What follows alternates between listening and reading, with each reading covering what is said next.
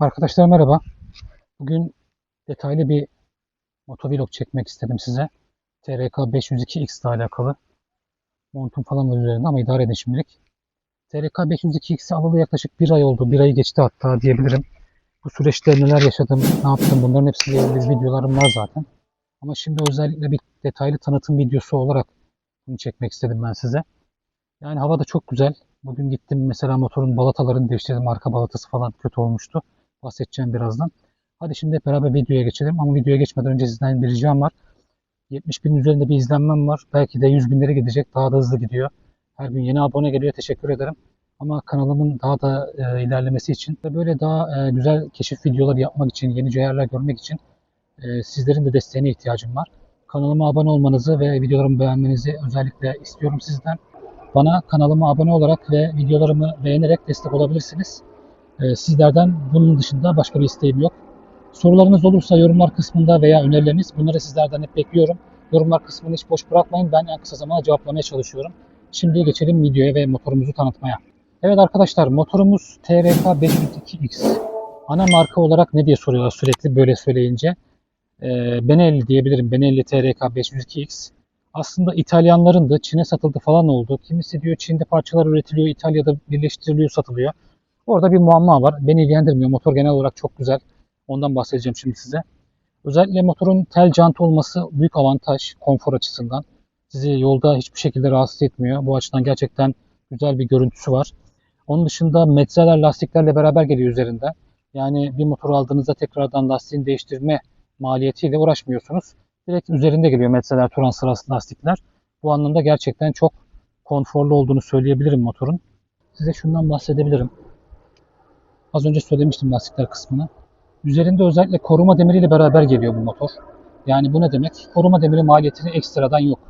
Tur camı yine üzerinde geliyor gördüğünüz üzere. Elcik korumalar üzerinde geliyor. Yani motora aldığınız zaman hiçbir masraf yapmadan direkt binip üzerine gidebilirsiniz. O açıdan güzel. Kaliperler Benelli fren kaliperleri. Onu belirteyim. Kendi markasıyla üretmiş. İşte burada çok kısa araya gireceğim. Başıma gelen olayı anlatayım. Rodaj bakımı bittikten sonraki hafta direkt dedim çıkayım bir Çanakkale'ye doğru gideyim İstanbul'dan. Bayağı bir güzel bir kilometre yapmak istedim. Giderken falan sorun yoktu. Gelirken de problem yoktu. Gayet konforlu bir motosiklet zaten. Ancak şöyle bir durum oldu. Ön balatalar değil ama arka balata çok erken bitti. Neden böyle oldu anlamadım ben. Arka balata yani Malkara gişelere geldiğimde frene bastığımda bir ses geldi hemen böyle hafiften. Hatta bıraktım oradan itibaren arka freni kullanmıyorum. Bugün işte bu videoyu çekmeden önce gittim benim servise. Balatalarını değiştirdim. Garantiye de yolladık. Garantiden bakalım cevabı bekliyoruz şu anda. Ama balataların bu kadar erken bitmesini beklemiyordum ben bu motorda. Neyse ki onun da önlemini almış olduk. Yeni balatalar var şu an üzerinde arka balata anlamında.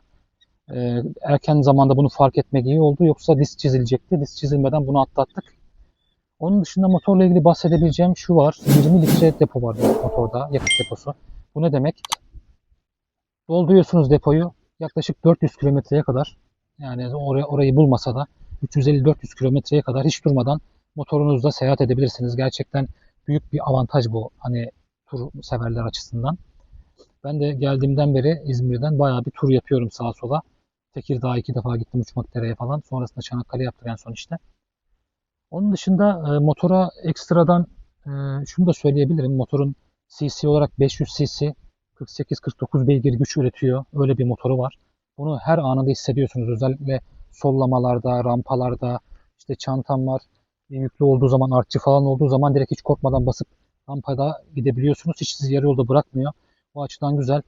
Yani arkada monoşok bir amortisör var. Önde zaten çift teleskopik ters teleskopik amortisörler var.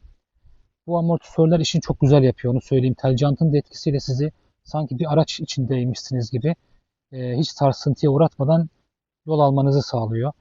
Genelde soracağınız sorulardan bir tanesi titreşim var mı? Var. Dibine kadar titreşim var. Ama tabii rahatsız edici mi? O biraz kişiden kişiye değişebilir yani. Beni rahatsız etmiyor. Çünkü motordan beklentilerimle bana verdikleri aslında daha fazla bir uyuşmazlık var. Çünkü bana verdikleri daha fazla motor. Yani beklentim bundan daha az açıkçası. Beklentimi fazlasıyla karşılıyor. Yani bir yerden bir yere ulaşım noktasında güzel. Umarım nazar değmez ve devam ederiz bunlara. Tek hani problem diyemeyeyim buna da Şu anki 2025 yılı gibi bir dönemde bizim burada yani ekranlarda genelde dijital bir ekran oluyor. TFT ekranlar falan ama bunda bir yarı dijital yarı analog bir ekran var. Analog kısmı devir saatinin olduğu yer. Birazdan yine belki yakın çekim yaparak ayrıntılarını size gösteririm. Ama beni rahatsız etmedi. Motordan dediğim gibi beklentilerimin fazlasıyla karşıladığı için buradaki o analog ekranmış falan beni hiç bu konuda sıkıntıya sokmadığını söyleyebilirim. Onun dışında motora yaptığım ekstra şeyleri de ben size kısaca hatırlatayım burada.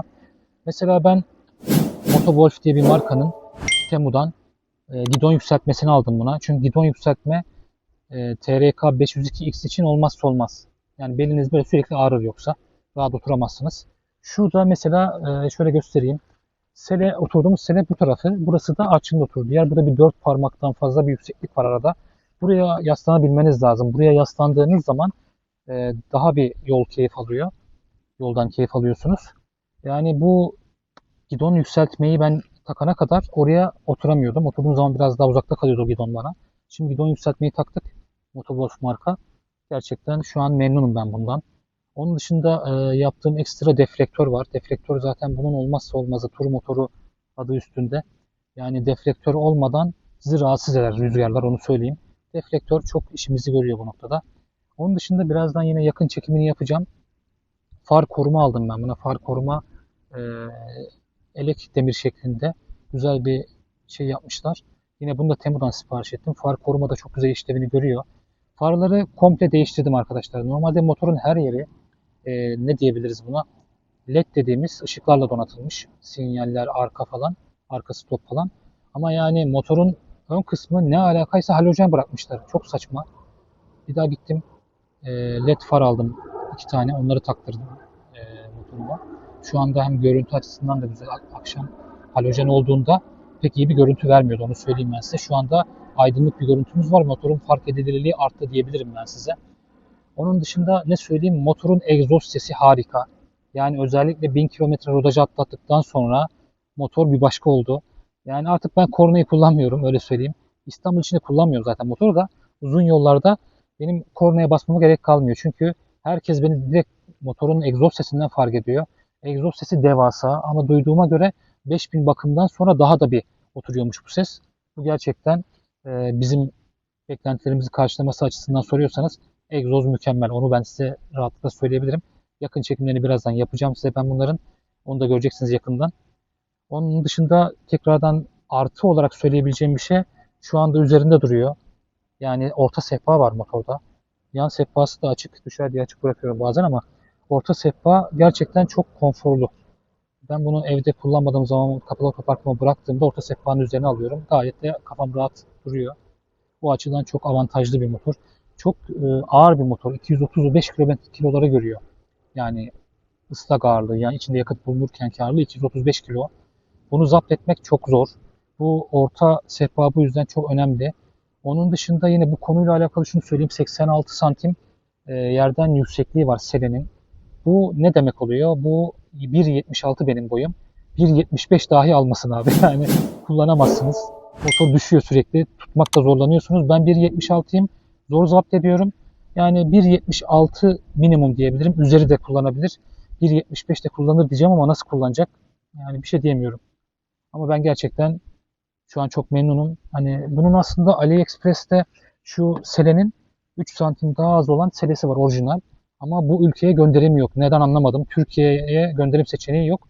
Dünyanın herhangi bir yerindeyseniz bu seleyi AliExpress'ten sipariş edebiliyorsunuz ama Türkiye'ye göndermiyorlar. Onu söyleyeyim. Motor uzun yol için birebir. Ben çok memnunum. Yakıt noktasında ne yaktı ne yakmadı bilmiyorum ama fazla bir şey yapmadığından eminim. 4,5-5'lerde de ortalaması bunu zaten. Onun dışında en önemli şeylerden bir tanesi, bakın görüyorsunuz burada. Bunda USB girişi var motorda. Bu USB girişi bende sürekli kullandığım bir şey. Yani telefon tutucum da ona yakın olduğu için telefonumu hemen orada altında takıyorum şarja. Hiç çıkarmadan gidebileceğim yere navigasyon dahi açarak her türlü avantajı bana sunuyor. Gerçekten o konforlu olmuş ama Type-C de yanına eklenebilir miymiş? Eklenebilirmiş.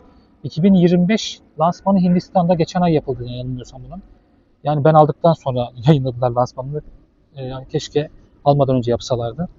Yani 2025 modellerinde artık gelecek olan yeni modellerde Az önce bahsettiğim bütün eksiler artıya dönüyor. Yani TFT ekran, yani dijital ekran geliyor. Tel jant yine geliyor ama bunda iç lastik var, yani şambiyel var. Bu artı değil, bu bir eksi. Bunun için ben bagajımda sürekli şey taşıyorum. Patlarsa diye. Bir tane dijital pompa ve içine sıvı enjekte ediyorsunuz. O sıvı dönünce içinde o patlağı kapatıyormuş. İzlediğim videolar böyle gösterdi. Tecrübe yaşarsam ben de o sıvıları o zaman sıkarım diye taşıyorum yanımda. Yani yenisinde 2025 model Hindistan lansmanında gördüğüm kadarıyla bu tel jant ama dubleks lastikle gelecek. Bu açıdan da avantajlı. Birçok artı avantajları var tabi. Şu an için genel olarak söyleyeceklerim bunlar. Az önce de bahsettim. Bu tarz içeriklerin gelmesi için kanalıma abone olmayı ve videolarımı beğenmeyi unutmayın. Benden beğenilerinizi esirgemeyin.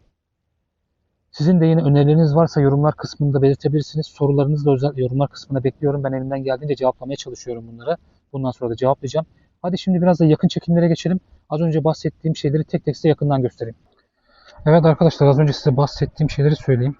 Bunu bahsetmeyi unutmuşum mesela. Motorumun üzerinde bir de basınç sensörü var. Kapalı şu an, açıyorum burasını. Basınç sensörünün avantajı ne? Onu da söyleyeyim. Lastikler dubleks değil bunda, biliyorsunuz. İç lastik var. O açıdan basınç sensörünü sürekli takip ediyorum ne durumda diye. Herkeste olmasını gerektiğini düşünüyorum basınç sensörünün.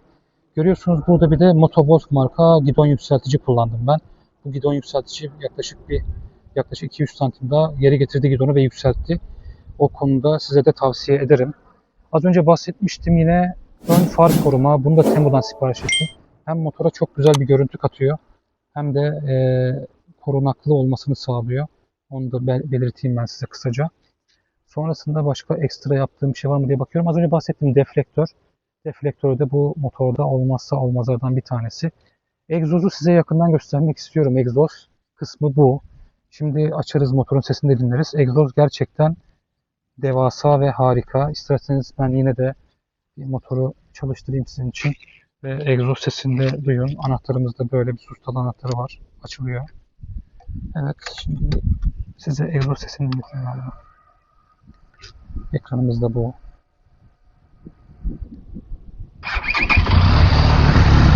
İşte egzozumuz bu şekilde. Şöyle biraz yaklaşayım ben egzoza.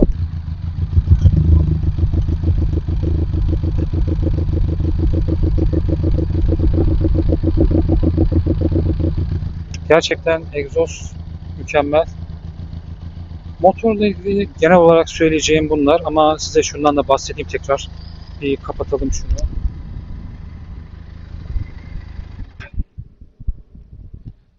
Yani ekranla ilgili söyleyeceklerim vardı. Mesela burada ne görüyorsunuz? Dereceyi görüyorsunuz. Yani bu motorun aslında su sıcaklığı. Saati görüyorsunuz. Kilometreyi ve genel kaç kilometre yaptığınızı, totali görüyorsunuz. Burada da yakıt göstergesi var. Sağ üstte gördüğünüz çizgi var bir tane. Orası aslında vites sayılarını gösteriyor, kaçta olduğunu. Şu an boşta olduğu için çizgi şeklinde. Boşta olduğunu gösteren bir işarete gördüğünüz gibi N işareti yeşil şekilde yanıyor. Yani devir saatini zaten gördünüz. Motor genel olarak çok güzel. Ben burada da mesela telefon tutucumu buraya koydum. Nukro marka. Onun dışında size şu USB'yi de göstermem lazım. Bu da USB'si motorun, bakın. Yani 5 volt 2 amper diye 10 volt diye gösteriyor. USB gerçekten önem arz eden bir şey. Bu şekilde genel olarak motorumuz böyle. Desteğinizi bekliyoruz. Görüşmek dileğiyle.